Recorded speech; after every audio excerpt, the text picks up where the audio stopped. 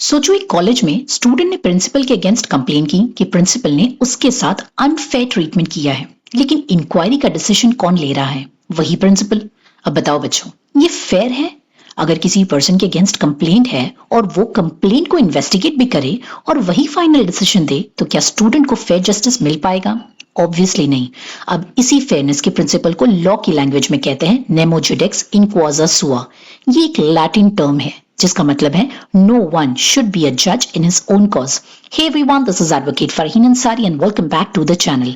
आज हम legal magazine series के इंपॉर्टेंट मैगजीन को समझेंगे, नेमो जुडेक्स इन क्वाजा सुआ। इसका सिंपल मीनिंग है कि कोई भी पर्सन अपने ही मैटर में जज नहीं बन सकता। लॉ का बेसिक प्रिंसिपल ये है कि जस्टिस सिर्फ होना नहीं चाहिए, जस्टिस होते हुए दिखना भी चाहिए। अगर डिसीजन मेकर बायस्ड है, पर्सनली इंटरेस्टेड है या उसका मैटर से डायरेक्ट कनेक्शन है, तो डिसीजन अनफेयर माना जा सकता है। चलो एक सिंपल एग्जांपल से समझते हैं। मान लो एक फीमेल एम्प्लॉय ने अपने मैनेजर के अगेंस्ट कंप्लेन की कि मैनेजर ने उसके साथ मिसबिहेव किया है। अब कंपनी इंक्वायरी स्टार्ट करती है, लेकिन इंक्वायरी कंडक्ट कौन कर रहा है? वही मैनेजर। अब ऑब्वियसली मैनेजर अपने ही कंडक्ट के अगेंस्ट फेयर डिसीजन नहीं देगा क्योंकि वो खुद मैटर का पार्ट है। इस सिचुएशन में बायस होने का क्लियर पॉसिबिलिटी है।